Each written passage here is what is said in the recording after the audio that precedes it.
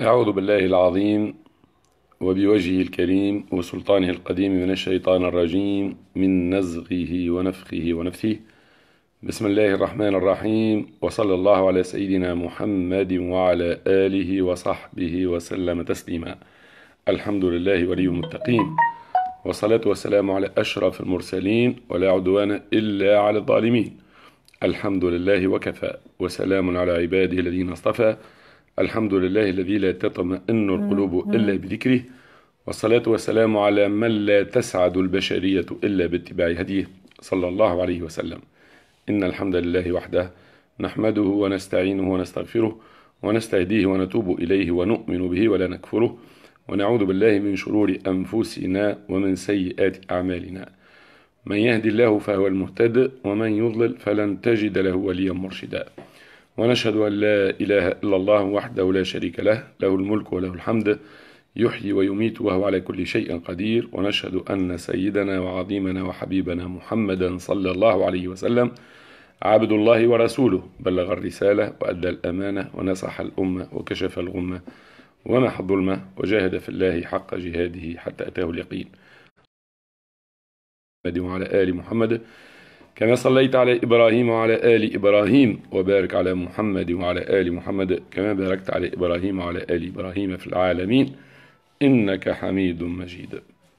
إخوة الإيمان والإسلام، أحييكم بتحية الإسلام، فالسلام عليكم ورحمة الله تعالى وبركاته.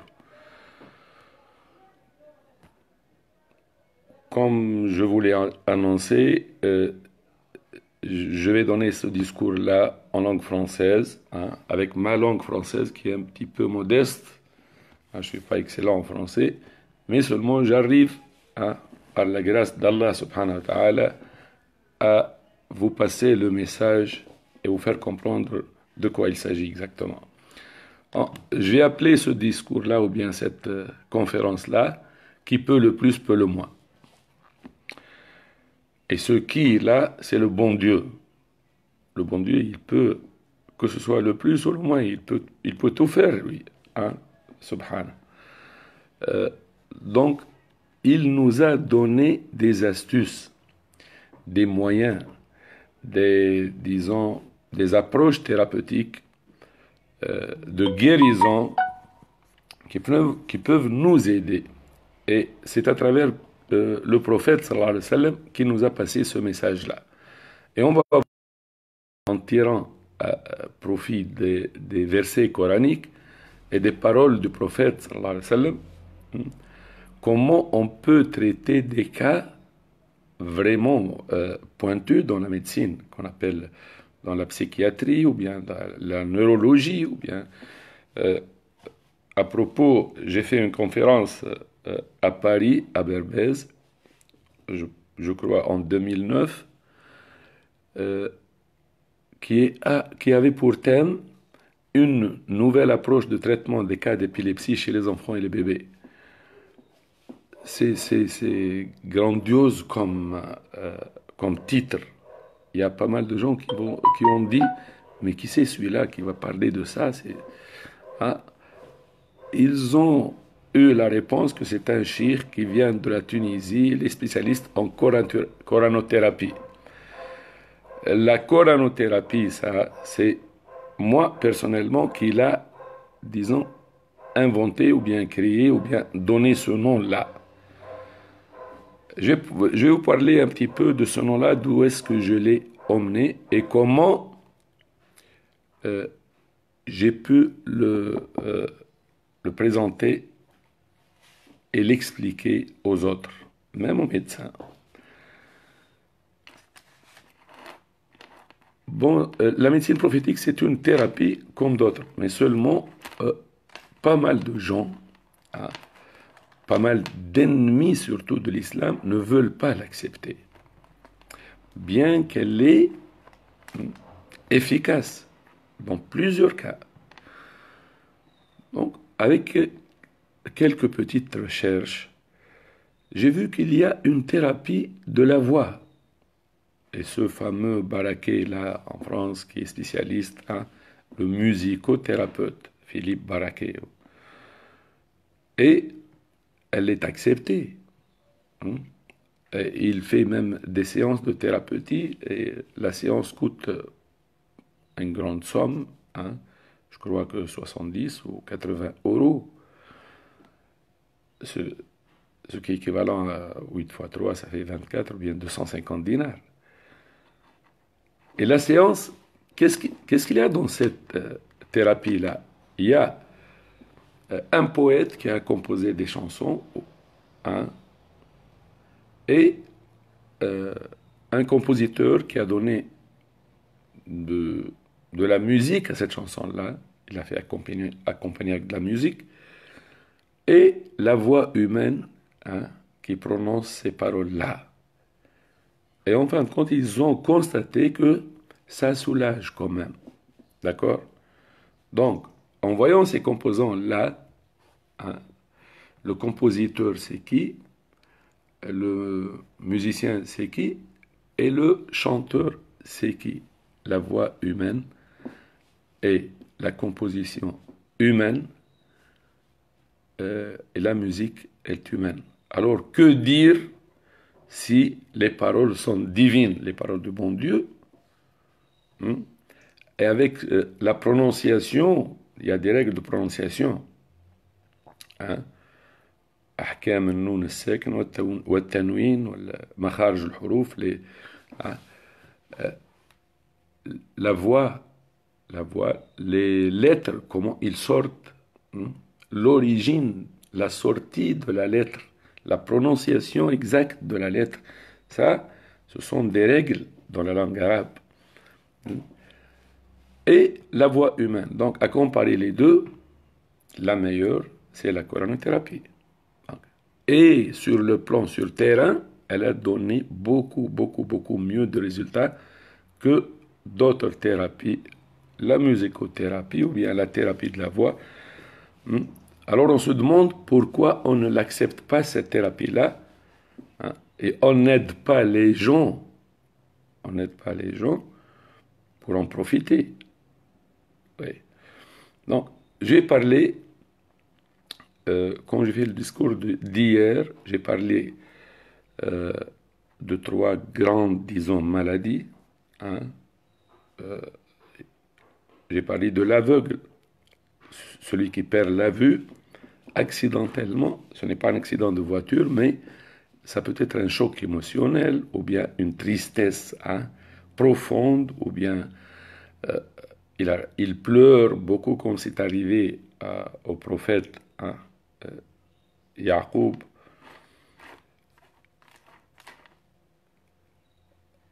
Le père du prophète Youssef, alayhi salam.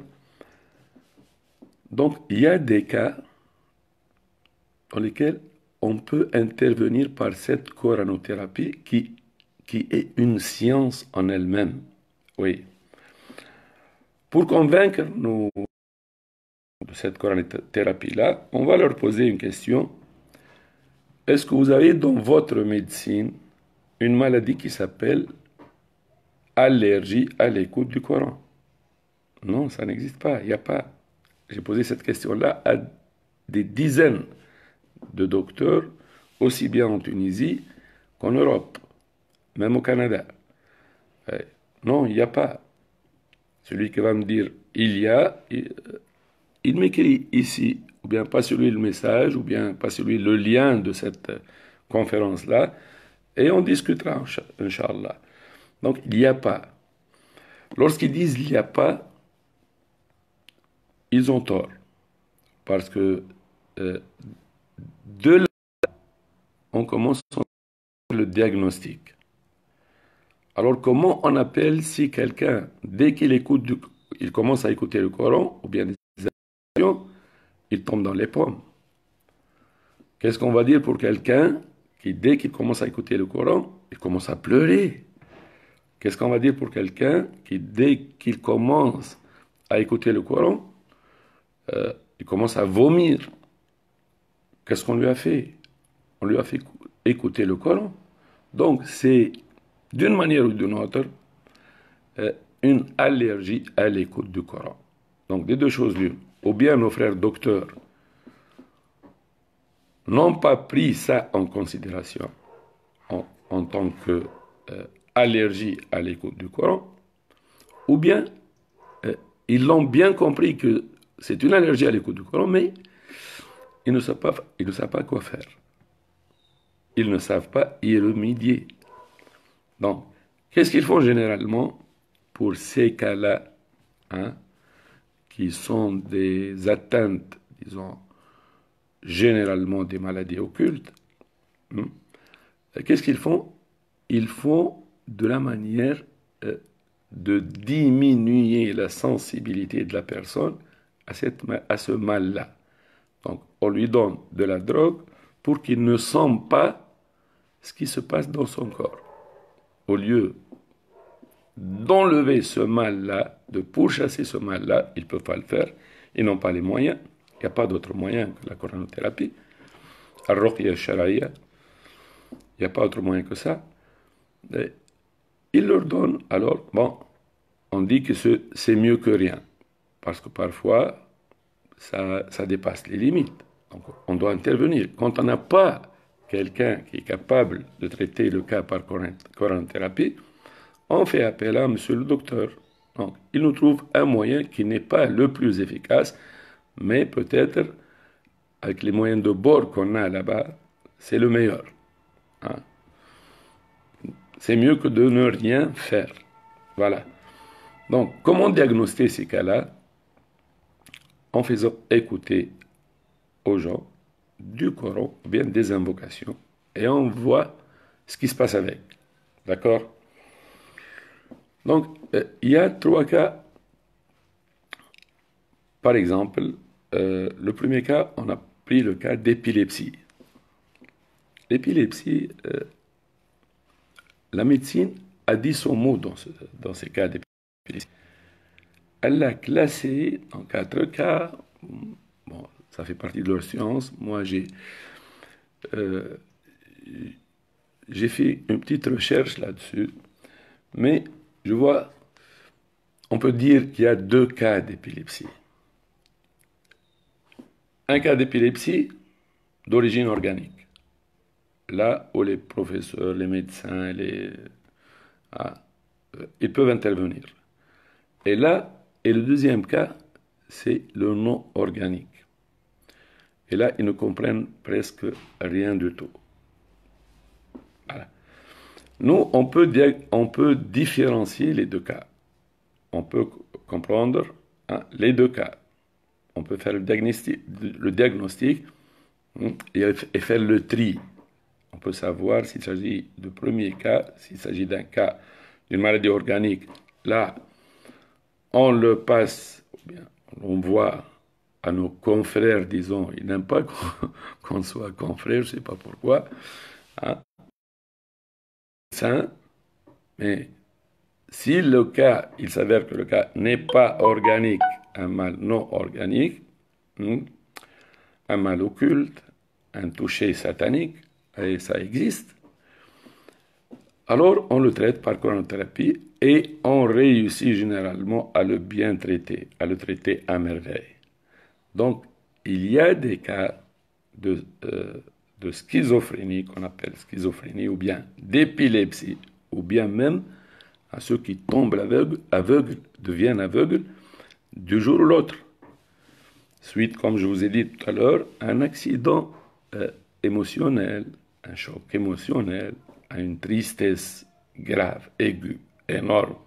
Quelqu'un qui perd, par exemple, son mari, sa femme, son père, sa mère. Hein? Cette émotion-là peut laisser l'occasion aux shayatines, hein, d'attaquer, de pénétrer le corps.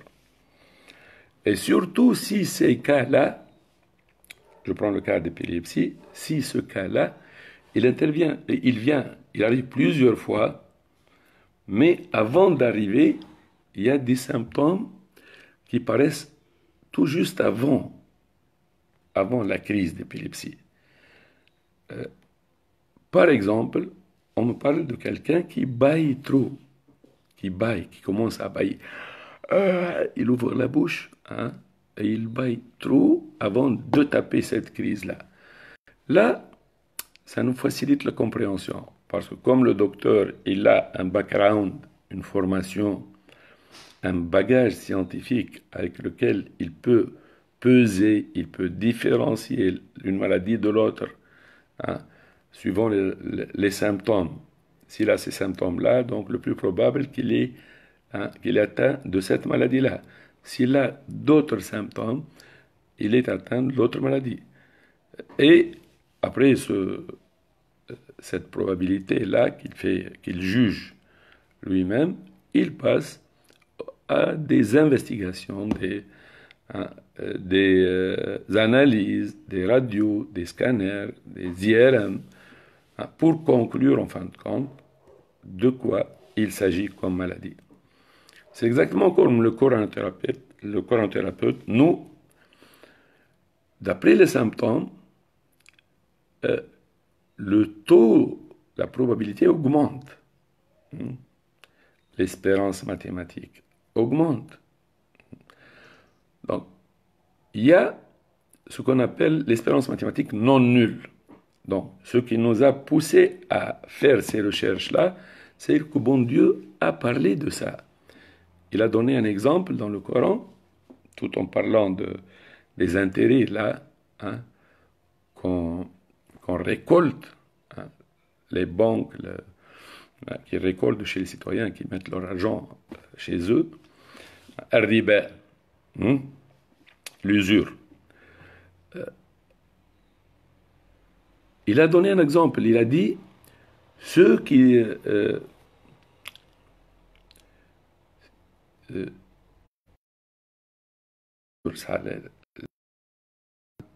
il dit, ne se lève que comme celui qui se lève après un toucher satanique. C'est après ça. Donc, pour donner un exemple, l'exemple, généralement, on le donne pour faciliter la compréhension.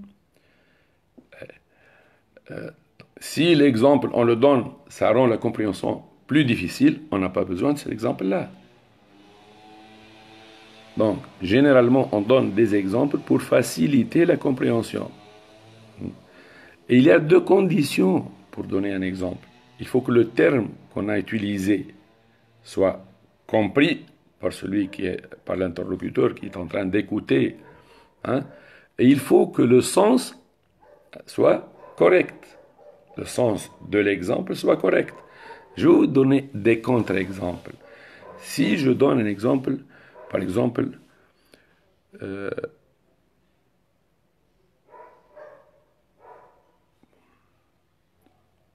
regarde la mer, par exemple. La mer, généralement, elle est bleue. Hein?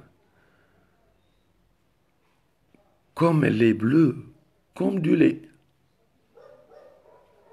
La mer, elle est bleue comme le lait. Là, le sens n'est pas correct. Parce qu'on sait, tout le monde, on sait que le lait est blanc. Il n'est pas bleu. Donc, tu as vu? Vous avez vu que ça, c'est un mauvais exemple parce que le sens n'est pas correct. Il y a un contre-exemple où le mot n'est pas bien compris. Si par exemple, quelqu'un qui ne comprend pas l'arabe, on dit, regarde le pigeon, il est blanc comme l'halib, al-halib, ou al-laban. Tu vas te dire, c'est quoi halib, c'est quoi ça? Il ne va pas comprendre, parce que le mot n'est pas compris.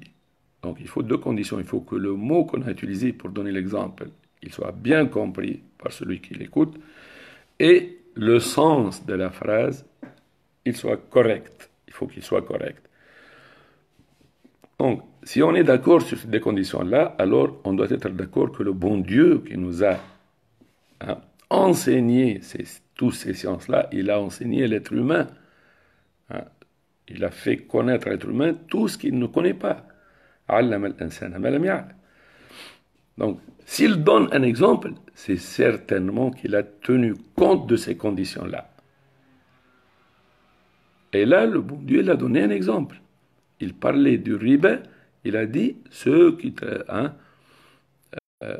ceux qui se traitent ou bien qui font le riba, ça, hein, ils ne se lèvent que comme celui qui se lève après un toucher satanique. لا يقومون إلا كما يقوم الذي يتخبطه الشيطان من المس. Donc, il y a le sens de la crise, cette crise d'épilepsie. يتخبطه الشيطان, comme celui qui a tapé une crise suite à un toucher satanique. Donc, il dit que le toucher satanique peut causer des crises d'épilepsie. Ce qui fait rentrer dans l'univers une probabilité non nulle qu'une crise d'épilepsie soit causée par un shaitan. Donc, ne viens pas me dire, mon frère docteur, que toutes les crises d'épilepsie sont d'origine organique. Non. Il y a d'autres origines qui peuvent être sataniques. Et si le cas se présente, les docteurs du monde ne peuvent rien faire. Ça ne peut marcher, ça ne peut guérir, par la grâce d'Allah en premier lieu, ensuite que par la coranothérapie. Et il y a des milliers de gens qui sont guéris par cette coranothérapie-là. On parle des cas d'épilepsie. Même ce qu'on appelle les schizophrènes. Les schizophrènes, celui qui parle avec quelqu'un qu'on ne voit pas, ou bien il écoute des voix qui leur parlent, parfois il écoute des sons, des bourdonnements, ou bien des voix incompréhensibles. Mais parfois il te dit, non, j'écoute. C'est pas entendre. Non, il écoute quelqu'un qui est en train de lui dire quelque chose. Si on lui dit, qu'est-ce qu'il t'a dit? Il m'a dit, ne va pas avec lui. Il est méchant. D'où est-ce qu'il a apporté ça? Donc, nous, on comprend que c'est du waswas, c'est le shaitan qui lui souffle ces mauvaises idées-là. Voilà. Nos frères docteurs jugent que c'est un paranoïaque, ou bien c'est un schizophrène. Bien. Bon, admettons qu'ils ont, disons, moitié raison, et nous, en tant que coranothérapeute, on a moitié raison. On avance un petit peu. En fin de compte, qui c'est qui a raison, qui est la plus raison? C'est celui qui va trouver la solution. Nos frères docteurs n'ont jamais traité un schizophrène et il est guéri totalement. Jamais de la vie. Il reste à vie avec des tranquillisants, des drogues, des antiépileptiques, des médicaments qui sont tous des drogues. Mais avec la coranothérapie, il y a des gens qui sont guéris définitivement. Pourquoi? Parce qu'on attaque avec cette coranothérapie-là, avec cette approche-là, on attaque le mal en lui-même. On pourchasse les shayatines. D'accord? Si on regarde cette épilepsie-là, surtout, j'ai donné l'exemple qu'il y a des cas d'épilepsie qui commencent par le fait de bâiller. Il bâille. On a un hadith, on a des hadiths dans ce sens-là. Le prophète sallallahu alayhi wa sallam, il dit, Allah subhanahu wa ta'ala aime ceux qui éternuent. On a vu ça dans cette corona-là, des milliers et des milliers de cas. Il dit Alhamdulillah, on lui dit Yarhamukallah, lui il reçoit du ajr, de la récompense du bon Dieu, nous aussi on a une récompense du bon Dieu. Alhamdulillah. Il aime ça, le bon Dieu. Le prophète sallallahu alayhi wa sallam, il a dit que le bon Dieu aime ça. Mais il n'aime pas le fait de quelqu'un qui bâille. Ça peut être par manque de sommeil, ça peut être par manque d'oxygène, comme disent quelques docteurs, quelques-uns disent c'est un manque de sommeil. Mais ils n'ont jamais dit ça peut être la présence de Satan. Hmm? Alors que c'est peut-être le cas. Parce que le prophète, qu'est-ce qu'il a dit? Il a dit, si quelqu'un baille, il doit mettre la main sur la bouche de peur que Satan pénètre. On comprend pas mal de choses de ce hadith-là, de peur que Satan, le shaitan, pénètre. Donc, ça nous informe que la bouche, ça peut être une origine de pénétration de Satan, une porte d'entrée. Hein? Et l'application de ces directives prophétiques, le fait de mettre la main sur la bouche, hein, empêche cette pénétration de Satan. Donc on ne peut pas avoir le risque d'être pénétré par un Satan lorsqu'on baille, alors que M. Satan, là, il est absent. Il est certainement présent. Voilà. On fait fonctionner la mémoire, la tête, l'intelligence. Donc, il est certainement présent. On peut pas courir le risque d'être pénétré par un Satan et sur la bouche, tel que dit le prophète sallallahu alayhi wa sallam, et ce Satan-là, ce shaitan, est absent. Jamais de la vie. Donc le risque y est. Si le risque y est, c'est qu'il est présent. D'accord? Donc, ça peut nous conduire, le fait de bailler marque la présence d'un Satan. Peut marquer la présence d'un Satan.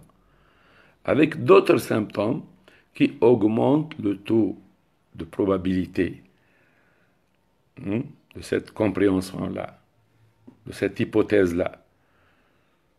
Et surtout lorsqu'on prend ces cas-là dans lesquels on a fait un cumul de symptômes qui rapprochent cette hypothèse-là, et on les présente à une ruqya, à une séance de coranothérapie. Et là, en utilisant ce qu'on appelle la théorie de la balance, c'est une théorie qui se base surtout sur la comparaison de deux états, l'état initial et l'état final, par exemple. Et on regarde les symptômes. À l'état initial, par exemple, le patient n'a rien du tout. Il est normal. Il n'a aucune douleur, il n'a aucun mal, il est normal. En commençant la séance de coranothérapie, il commence à avoir mal au ventre, à la tête. Il peut peut-être vomir. Il peut même taper la crise d'épilepsie.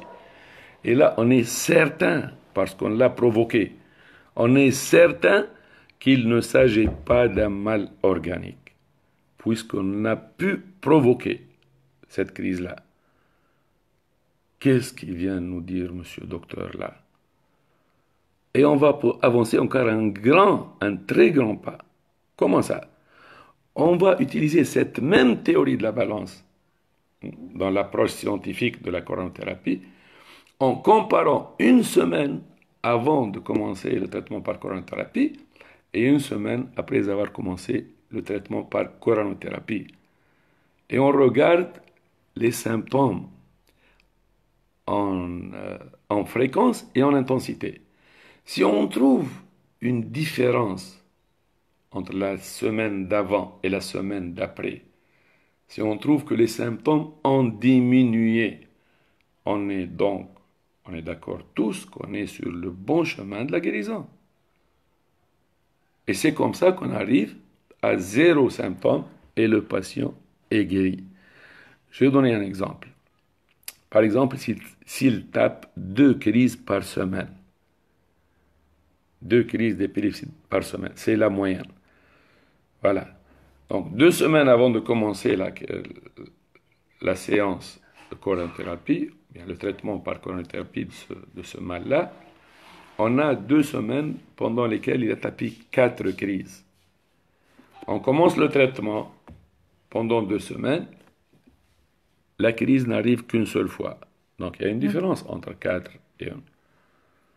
Donc, beaucoup mieux, ça s'améliore. Tout le monde dit ça, même monsieur docteur, il le dit. Ah, c'est bien. Son état s'est amélioré. D'accord? On continue avec 2 semaines encore, il y a 0 crise. Donc, le nombre de crises, ça, c'est la fréquence. Ou bien, il tape une crise, mais très faible par rapport à celle qu'ils ont appelée clonique, là. Hein. Donc, ça, si ça diminue en fréquence ou bien en intensité, là, on comprend c'est un point pour la coronathérapie. C'est pas contre la médecine, ça fait partie tout de la médecine. Donc c'est encore un autre point pour. Donc, on a comparé les symptômes, on a appliqué la, la théorie de la balance que j'ai expliquée, et on trouve, même en appliquant cette théorie-là, en comparant une période avant de commencer le traitement par coronathérapie par la même période, la même. Ça, c'est ce qui fait la notion de la balance. La même période après avoir commencé le traitement par coronathérapie, et on regarde les symptômes en fréquence et en intensité. Si on constate qu'ils ont diminué, alors on est sur le bon chemin de la guérison. Pareil pour quelqu'un qui a subi un choc émotionnel, il a perdu la vue. Ça arrive. Oui, on peut perdre la vue et aussi on peut perdre le cerveau, la raison. Et ça a été dit dans un verset coranique. Il parle, pourquoi j'ai donné le titre qui peut le plus, peut le moins, parce qu'on utilise partout ce proverbe-là. Allah subhanahu wa ta'ala, il a parlé des pieux, les gens pieux là. Inna alladhina taqaw idha massahum ta'ifum min ash-shaytan. S'il arrive à être touché par Satan. Donc, s'ils sont touchés par... Donc, ça peut arriver. Le bon Dieu parle de ces gens-là qui sont pieux. Et ça peut leur arriver d'être touchés par un Satan. Alors, que dire pour les autres? Non. Et là, il y a une remarque là, dans ce verset-là qu'ils peuvent perdre la vue ou bien la raison, le cerveau.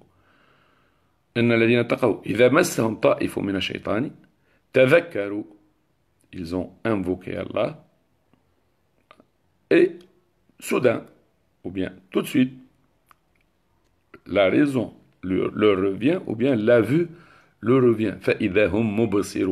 Mubasirun, ça peut avoir deux sens. Al-basar ou al-basira. Al-basar, c'est la vue. Al-basira, c'est la raison. D'accord? Qui peut être, qu'ils peuvent l'avoir perdu auparavant à cause de ce toucher-là. Et là, donc, ça fait rentrer, on peut prendre en considération la vue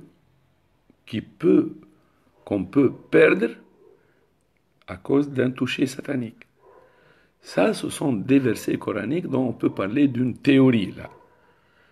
Pourquoi ne pas prendre en considération pour voir s'il s'agit bien, dans la pratique, d'un cas pareil ou non? C'est comme ça qu'on a commencé.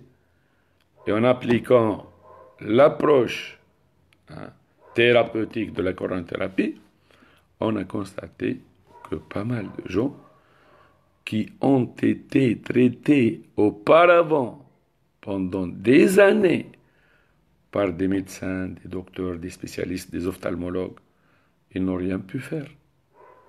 Avec des séances de coronathérapie, ils l'ont récupéré, ou bien le bon Dieu leur a redonné la vue à nouveau. Alhamdulillah. Il y a des cas qui sont même enregistrés. Oui, il y a des témoignages qui sont enregistrés. Donc ça, c'est la miraculeuse coronathérapie.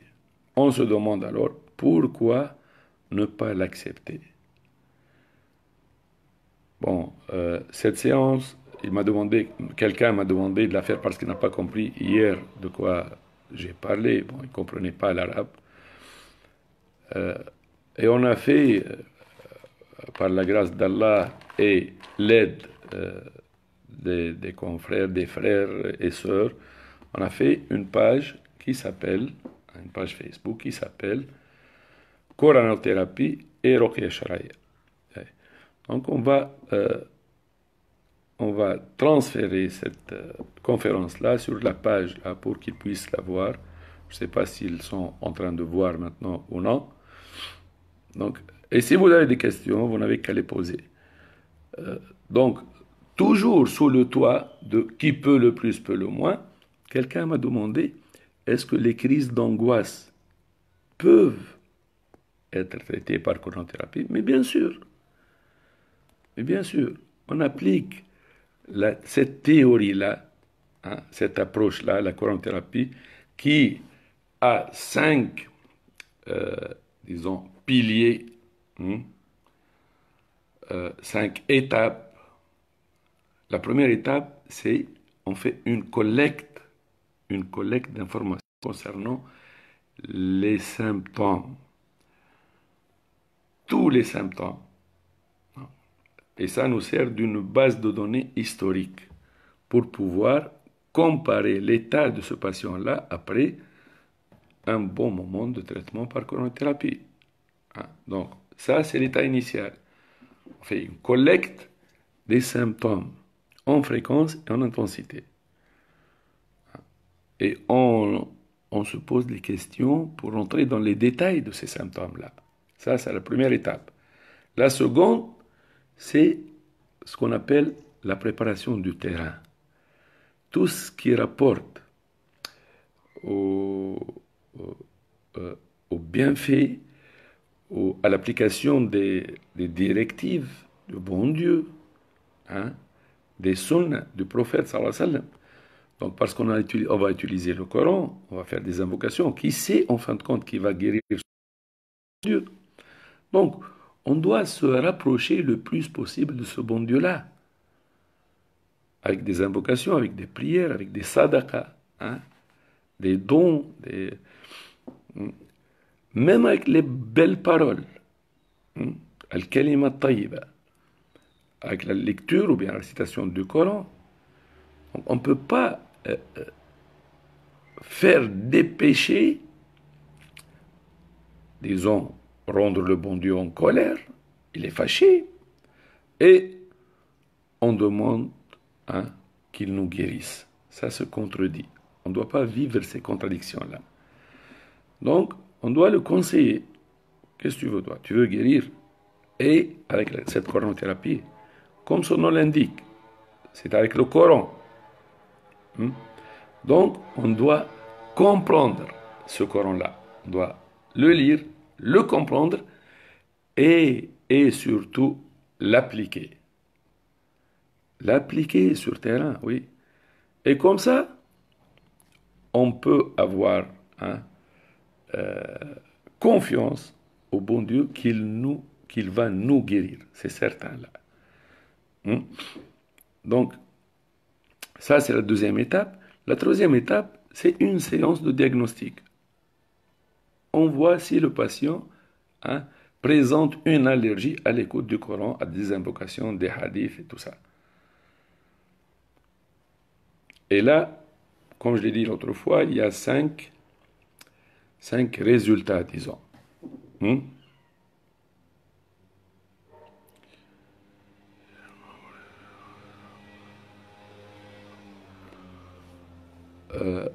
La première, si à l'instant qu'on appelle T0, dès qu'on commence, il n'a rien du tout, il n'a pas de symptômes, il n'a pas de douleur, il n'a rien du tout, et en commençant à réciter, ça se déclenche. Là, on comprend, ça c'est le premier cas, son mal est non organique, on peut traiter par coranothérapie. Le deuxième, il a déjà quelque chose, il souffre d'un mal. Par exemple, il a mal à l'oreille gauche. On peut même rentrer un peu dans les détails en lui disant, si on donne une note sur 10 pour ce mal-là, il te dit par exemple 4 sur 10. N'est pas très fort, je peux résister. En récitant le Coran, en le faisant écouter la Corano thérapie, cette coranothérapie-là, Ruqya Shar'iyya, hein, ça disparaît. Donc, vu que ça disparaît, donc, ce n'est pas organique. Parce qu'on n'a rien fait. On n'a pas mis des gouttes de antibiocinalaire. Non? Bien des gouttelettes, un antibiotique d'oreille. Non? On n'a rien fait. On a récité le Coran. Et le mal a disparu. Donc, ce n'est pas par coïncidence, là. Parce que si c'était un mal organique, comme une blessure, par exemple, une plaie, une blessure, tu récites tout le Coran, elle reste là. Hein. Elle n'augmente pas, elle ne diminue pas, elle ne change pas de place.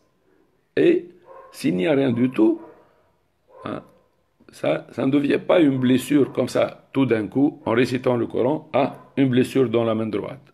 Ça n'arrive pas. Et ça, c'est le comportement de tout mal organique, que ce soit externe, visible, ou bien interne. Parfois, le mal interne, on ne peut pas le voir, mais on peut le sentir. Hein?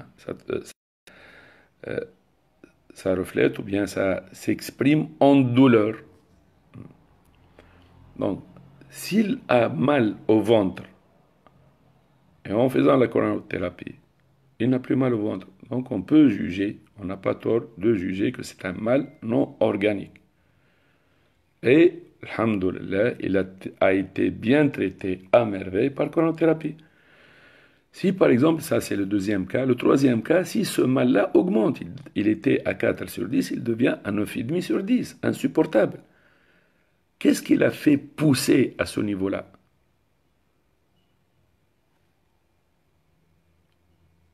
Qui c'est qui peut nous répondre là?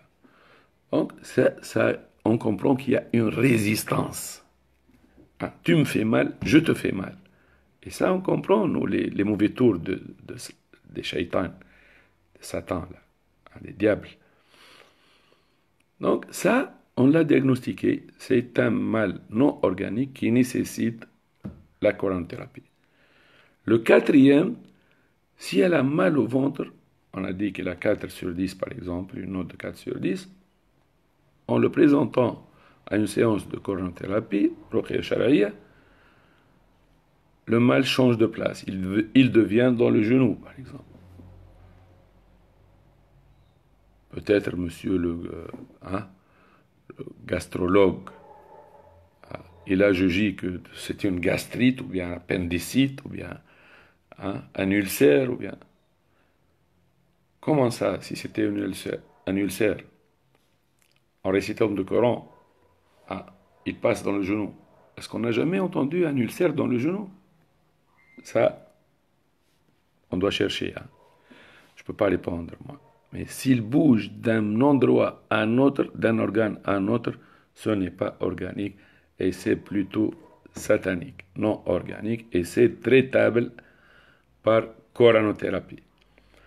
Il y a le seul cas, le cinquième cas, si ça n'a pas bougé, donc il y a deux conditions. Si le mal n'a pas bougé et ce monsieur-là, ou bien ce patient-là, que ce soit une dame ou un homme, n'a jamais été chez un docteur pour traiter ce cas-là. Là, on le voit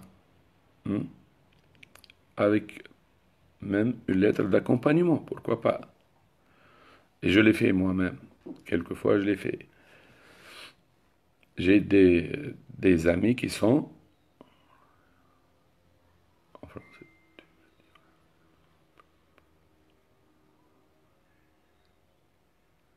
اي محمد امين ما نحكيناها البارح هذه بالعربي او نحكي للناس اللي تفهم بالفرنساويه. Toi, pas compris en français, moi maintenant parler français pour ceux qui... ben,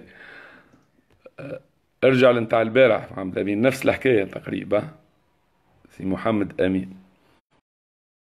ارجع للمقطع السيكونس تاع البارح في الوقيت هذا تلقاه على صفحتي. هذاك اللي حكيته البارح بالعربي تو تفهمني غادي مش لازم تتبعني هوني مش داكوردو.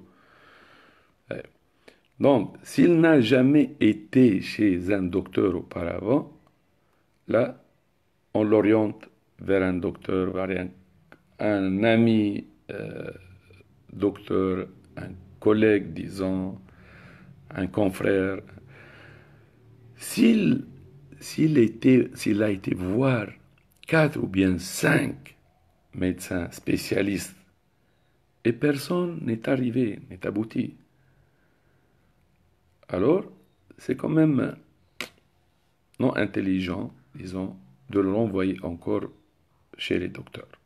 Là, qu'est-ce qu'on fait? On peut dire qu'on fait,